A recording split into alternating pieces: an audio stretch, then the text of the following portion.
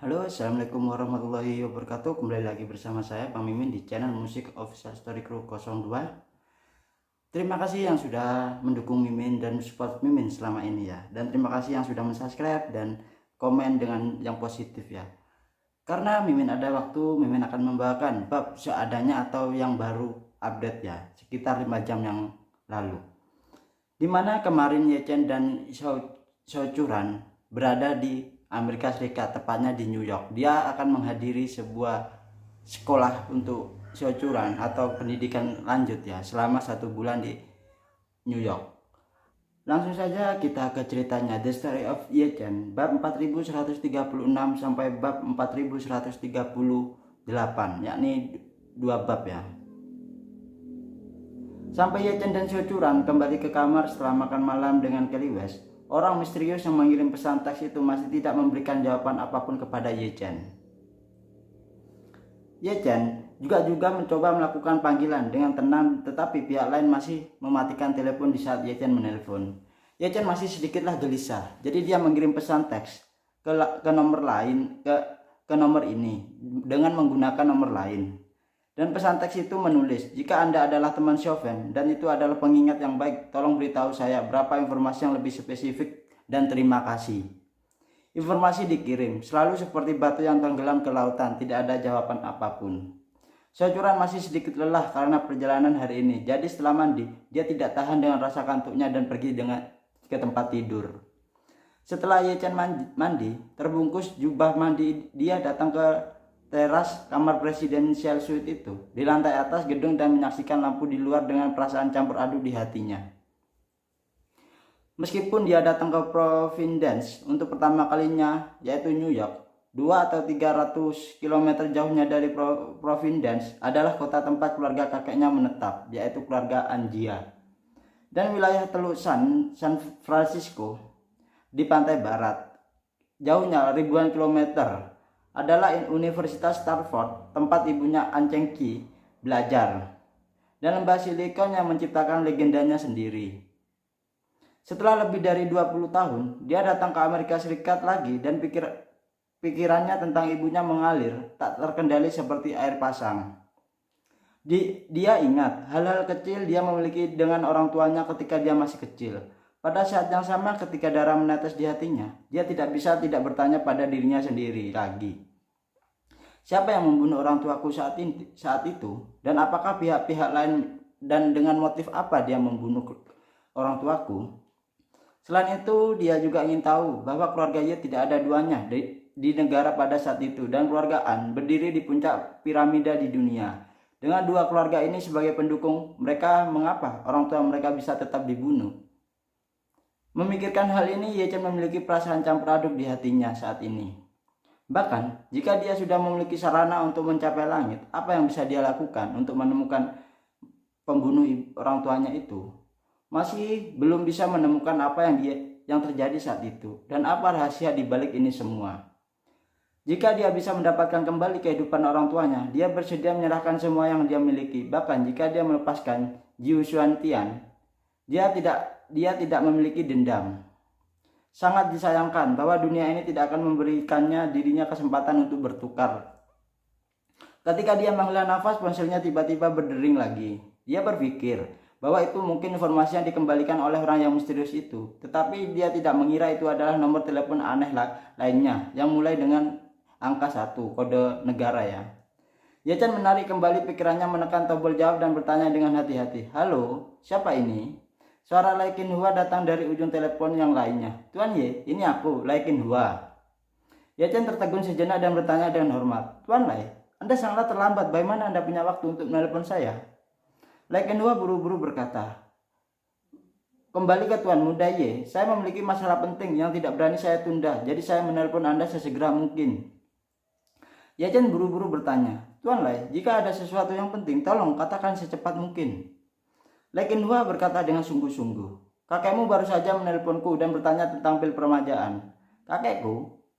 Yechen mengerutkan kening dan bertanya-tanya. Apakah pamanku memberitahunya tentang pil permajaan setelah dia kembali? Iya, Lai Qinhua berkata. Kakekmu berkata bahwa dia ingin membeli pil permajaan dan aku harap aku bisa membantu dan mencocokkannya. Ye Chen bertanya kepada Tuan Lai, "Sudahkah Anda bertanya kepadanya mengapa dia ingin membeli pil permajaan itu?"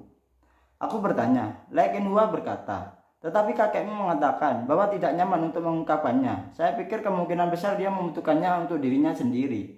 Tetapi dia tidak mau memberikan dunia luar untuk mengetahui bahwa kesehatannya saat ini dalam kondisi yang buruk." Setelah berbicara, Lai Kenhua berkata lagi, "Dia datang kepada saya untuk mencari tahu bagaimana pil permajaan yang saya dapatkan di awal berasal, tetapi saya telah mengatakan padanya bahwa masalah ini terkait dengan rahasia dan tidak nyaman untuk mengungkapkan identitas asli pemilik pil permajaan ini. Dan saya juga menjelaskan dan mengatakan kepadanya bahwa jika Anda ingin mendapatkan pil itu, Anda harus mendaftar untuk pelelangan pil permajaan di tahun depan. Tapi aku takut dia akan memantau ponselku, jadi aku mengganti ponsel yang tidak diketahui siapapun dan melaporkannya kepada Anda. Selain itu, Anda tidak perlu menghubungi saya dengan ponsel saya sebelum di masa depan nanti. Bahkan keluarga saya tidak tahu ponsel ini. Jika Anda memiliki sesuatu, Anda dapat menghubungi saya di nomor ini." Oke, Tuan Lai. Ye Chen menjawab dengan berkata, "Terima kasih kerja kerasmu saat ini, Tuan Lai." Seharusnya, Lai Kenhua berkata, "Aku baru saja menghitung kakekmu. Dia memanglah dalam masalah baru-baru ini. 2 atau 3 tahun ke depan akan lebih berbahaya secara keseluruhan. Tetapi dalam jangka pendek haruslah tidak ada bahaya. Jadi Anda jangan terlalu khawatir saat ini. Jika ada situasi yang terbaru, saya akan menyampaikan kepada Anda dan sesegera mungkin."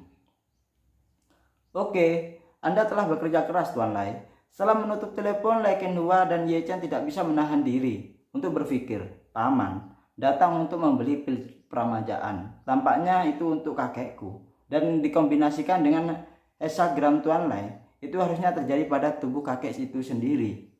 Memikirkan hal ini, Ye Chen juga memiliki pemikiran di dalam hatinya. Apakah akan mengkonfirmasi situasi kakek sekarang, dan jika situasinya kritis, haruskah aku membantunya? Namun memikirkan kembali pertanyaan ketika dia merindukan orang tuanya barusan, Ye Chen merasa sedikit kesal di hatinya terhadap kakeknya. Keluargaan begitu kuat, mengapa sudah 20 tahun sejak orang tuanya meninggal, kebenaran tentang kematian kedua orang tuanya belumlah terungkap sampai sekarang. Selain itu, dia masih ingat bahwa ketika dia mengikuti ibunya kembali ke Amerika Serikat untuk mengunjungi kerabatnya, kakeknya selalu memiliki wajah buruk terhadap ibunya. Setiap kali ibu memaksa kakek dan neneknya dan sekelompok kerabat untuk menyambutnya, dia akan menangis diam-diam ketika dia kembali ke kamar. Keluarga kakek ini memiliki sikap yang lebih buruk terhadap ayahnya. Dia sering kembali untuk tinggal selama beberapa hari, dan kakeknya jaranglah berbicara dengan ayahnya. Karena itu, memikirkan hal ini, Ye Chen agak mengeluh kepada kakeknya.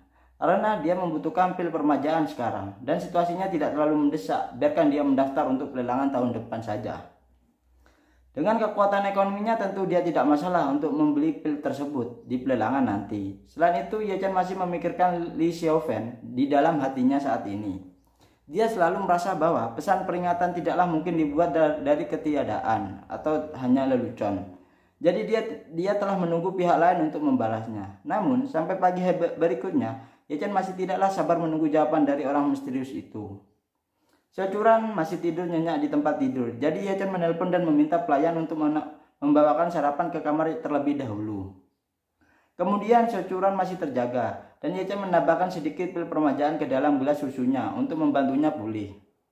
Karena efek pil itu terlalulah jelas, Ye Chen tidak berani menambahkan terlalu banyak pada satu waktu. Jadi dia berencana untuk secara bertahap membiarkan meminum pil itu di sekitar bulan depan nanti lagi. Setelah securan bangun dan sarapan, dia benar-benar merasa segar, dan kelelahan tubuh kemarin hilang seketika. Tidak hanya itu, dia bahkan merasa tubuhnya penuh dengan kekuatan, dan dia tidak bisa membantu mengungkapkan keraguannya kepada Ye Chen, yang hanya bisa menghubungkan semua ini dengan tidurnya yang nyenyak tadi malam. Selain itu, Ye Chen mengganti pakaiannya dan meninggalkan hotel bersamanya, dan berjalan ke sekolah desain Rhode Island untuk melapor. Sekolah desain Rhode Island tepat di sebelah Hotel Hilton. Hotel dan sekolahnya hanya dipisahkan oleh dinding sehingga hanya perlu beberapa menit berjalan kaki ke sekolah itu. Pada saat ini, pintu masuk utama sekolah desain Rhode Island telah menggantung materi tampilan kelas master ini, dan Anda bahkan dapat melihat banyak reporter media terkait desain melakukan wawancara dan pemotretan di tempat. Alasan media memperhatikan masterclass ini bukanlah hanya karena banyak desainer papan atas di masterclass ini yang datang untuk menjadi tutor secara langsung. Tetapi bahkan di kalangan mahasiswa pun banyak desainer bintang yang sudah terkenal dikelilingi dunia. Dalam lingkaran desain ini dapat dianggap sebagai peristiwa besar yang mutlak sehingga telah menarik banyak perhatian para wartawan dunia maya. Selama proses check-in, Xiao Churan mengenali banyak desainer terkenal. Awalnya dia tidak bisa menahan diri dan ingin meminta tanda tangan mereka dan meminta berfoto bareng. Ye Chen selalu ada untuk mengingatkannya bahwa orang-orang ini akan semua menjadi teman sekelasnya di masa depan nanti. Sejak awal dia menurunkan statusnya dan sepertinya lebih rendah dari yang lain. Setelah Ye Chen menemani Xiao Churan untuk menyelesaikan semua prosedur check-in hari ini, keduanya kembali ke hotel untuk mengambil mobil dan pergi ke pusat kota Providence untuk mengenal kota terlebih dahulu selama lebih dari sebulan. Di pusat kota, Ye Chen memilih restoran barat yang relatif mewah dan makan siang dengan Xiao Churan. Saat keduanya sedang menikmati makan siang, ponsel Ye Chen menerima pesan teks lain. Lalu Ye Chen membukanya. Ternyata dikirim oleh orang yang misterius itu lagi. Ye Chen buru-buru membuka informasi itu hanya untuk melihat isi pesan teks. Bencana Li Xiaofen sudah dekat. 100.000 lebih mendesak. Silakan datang ke Vancouver. Nah, itu ya untuk The Story of Ye Chen bab 4136 sampai bab 4138 ya. Semoga kalian menyukainya. Mohon maaf jika keterlambatan uploadnya ya. Semoga kalian tetap ingat pesan saya yang tadi malam yang live ya. Linknya ada di pojok ini ya. Linknya ada di pojok di sini ya. Entah ya.